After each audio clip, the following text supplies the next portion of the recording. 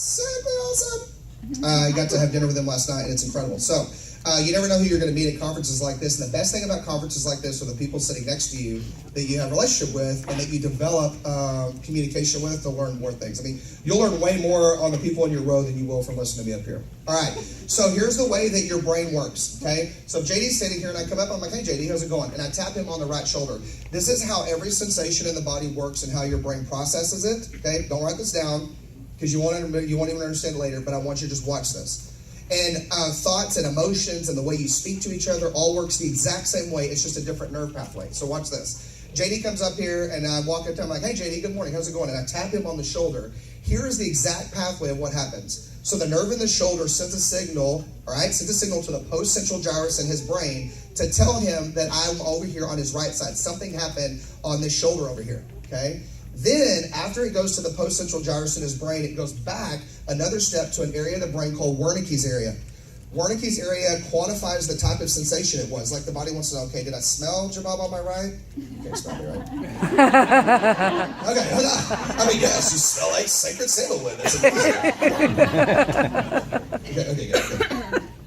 Did I smell him? Did I see him? Did I feel him? Did I hear him? You understand? And so when I tap him, it goes back to Wernicke's and it says, okay, I felt him on my right shoulder. The post-central gyrus tells him it was right shoulder. Like, so that first step, if I tap him here and he wiggles his left foot, which happens, like this happens, that's wrong.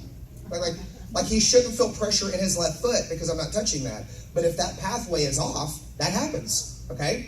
So I touch him on the right shoulder. First step, it goes right shoulder, goes back one step to the area of the brain that quantifies sensation, and it goes touch, someone's touching me, right? Then from Wernicke's area, it goes forward one step to an area of the brain called the limbic system. The limbic system is right here in the middle, and I'm going to talk a little bit more about it on this slide in a second. But the limbic system in the brain is the part of the brain that lets your body know one thing, period. Am I safe or not safe? That's it, all day long.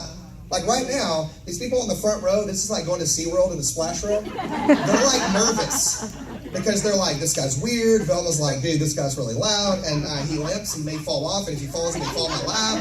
But he spits a little bit like he sprays because he talks so much. And what if I get it on me and it's flu season and he's been around and there's a bike crew here and we don't really know what happened? You understand?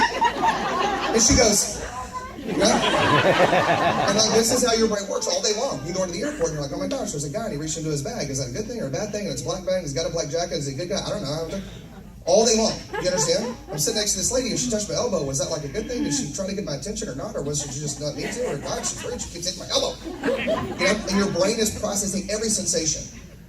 So once it gets to the limbic system, it goes, okay, is it safe, not safe? Is it pleasure or pain? And he goes, well, it wasn't painful. It wasn't, it didn't feel good. I'm not like massaging his shoulder, but it didn't feel bad. You understand what I'm saying? But he goes, well, I'm safe. So then, because there's no like danger, it sends a signal back to the precentral gyrus in the brain that's right in front of that first step. And if there was something that needed to happen, he would have an action. That's where the action comes in.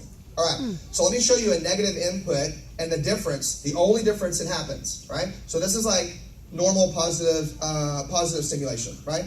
I was sitting there, I'm like, man, JD, you're awesome, right? He may have a response like, thanks, but he doesn't need to do anything about it. You understand what I'm saying? If I come up to JD and he stands here and the exact same thing, and I haul off and hit him in the shoulder as hard as I can, I'm like, good morning, JD. And I hit him, you know what I'm saying? Sonny, good to see you. Now watch. No, I will not. Because I'm going to explain why in a second. I'll show you why I won't. Watch it. That's a good question, though. Can you demonstrate that? God, masochistic psychos. Watch this. He had a broken leg, and now he's got a broken neck. That's awesome. Jerks. Florida people. And I'm in the third row. Exactly. Okay, hold on. You're cutting ahead of the pathway.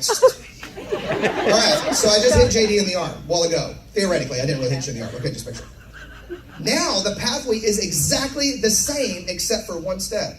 I hit him in the shoulder. It goes to the post-central gyrus in the brain. It goes right shoulder. It goes back to Wernicke's area, and it says touch. Same thing. Now, though, when it gets to the limbic system goes, oh, no. It's like, danger. Like, I'm a little guy, so it's probably not going to hurt him that bad, but he's like, I don't want him to actually get a good shot in. Danger. Now that it trips the switch to danger, it fires a part of the body called the sympathetic nervous system. Now he has to do one of two things. Fight or flight. Right. I had JD with dinner with me last night. He won't fight. I promise you. He's not going to run. He's going to turn around and he's going to knock me out. And like he just said, he goes, he's a super nice guy. Don't be scared. But he just said a while ago, he goes, I'm like, yeah. And I said, yeah, I'm going to have a broken neck. He goes, yeah, and you'll be in the third row. Because he's going to reach back and grab me and he's going to launch me like the Hulk into the crowd. Right? Now, most of you are going to do one or two things. Okay, thanks, JD. You're awesome. And that happens all day long. That happens with people touching you. That happens with people hugging you. That happens with people standing next to you. That happens with people talking to you. That happens with things on the radio. That happens with things that you see on Facebook. I wish I could, I harp on this so much, it's so important. Every sensation that comes into your body by any sensation is important because it's going to create one or two responses. Either it's safe or it's not safe. It's either bringing life, it goes all back to scripture, or it's bringing death to your body. Now, if it fires and it's not safe and you fire that sympathetic nervous system, there is a whole cascade of hormonal issues that start to happen. It starts to fire your adrenal glands. Your cortisol goes through the roof. Why? Not because your body's broken. I can't tell you how many people, yeah, my adrenal glands are all messed up. I got cortisol problems. I'm like, no, you're messed up. Your adrenal glands are just responding. You're in an environment that's stressful. Your adrenal glands aren't responding wrong. It's like, oh man, I got faulty adrenal glands. No. You don't understand what I'm saying? Like your body never fails. It just responds to what you put it in. Does this make sense? Yeah. Oh my gosh, I've got a busted thyroid. No, you don't. You were in a situation for so long and you were in stress for so many years that your thyroid had to adapt to it. And after 10, 20, 30, 40, 50 years, or however long it was, all of a sudden it created symptoms. Depending on your genetic makeup and how strong your body is, depends on how long it will take to create a symptom. Some of you can have a stressor for a day, and all of a sudden you've got symptoms. Whether it's depression or circulation issues or heart problems or blood pressure issues. If I sat there and kept hitting JD in the arm and I kept messing with him over and over and over, and I was the stressor that would not go away, he would start to develop blood pressure issues. Because I would fired that part of his nervous system for so long, and his heart rate was up for so long, I could literally change the structure of his heart. Watch this. Just by me stressing him out over and over and over. Yeah. Like I'm literally changing the shape of his body. I'm changing the makeup of his body. So like what we do matters. Like the way you act to each other matters. Like the way you love on each other and how you speak to each other matters. Like so much so, right? So when you look at the limbic system, that whole pathway right there, that whole section in the middle of the brain right here is one of the areas, is the main area that essential oils support and relax and take the pressure off of. All right. You see this little organ right here?